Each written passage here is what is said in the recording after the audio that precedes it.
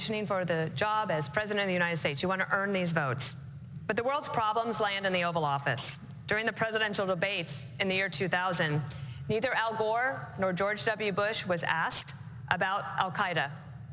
Yet, just 1 year later, al-Qaeda's attack on September 11th claimed nearly 3,000 lives. And the farther we get from September 11th, the closer we are to September 10th. Senator Scott, you have no executive branch experience.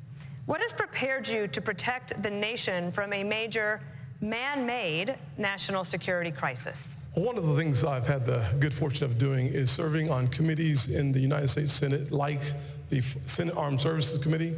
I'm on the Senate Foreign Relations Committee, also on the Finance Committee and the Banking Committee. Talk about addressing the issue of fentanyl. I've written the legislation, passed it through the Banking Committee and the Senate that would freeze the assets and sanction the accounts of the Mexican cartels. There are weapons that we have within the arsenal that I was able to get past 23-0 in the polarizing Senate as it is. I've also understood without question the fact that if you look at the details before 9/11, there was information and intelligence that was available that suggested an attack was coming. Having the right intelligence partners with us is key to making sure that we prevent the next 9/11 from ever happening. Having that experience for the last 10 years is really important in getting the job done.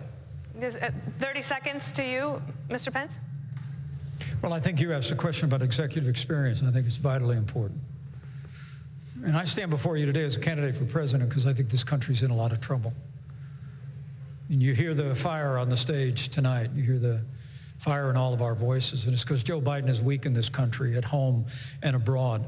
This is a time for those of us that have the experience, the tested experience, and a commitment to the conservative agenda that Ronald Reagan brought forward in this party of a strong national defense, standing with our allies, standing up to our enemies, supporting limited government and traditional values, need to step forward. Understood. Because frankly, our party does face a time for choosing, as they said at the top of this debate, whether we're going to stand on the foundation of that conservative agenda that Ronald Reagan poured, or whether we're going to follow the siren song of populism unmoored to conservative principles. I'm the most experienced, most qualified, and most consistent conservative in this field, and I'm ready to lead America at home and abroad on day one. Time for choosing to go to a break. Ilya. We need to go to a commercial break.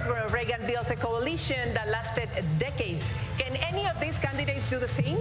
We'll take that up when the debate continues.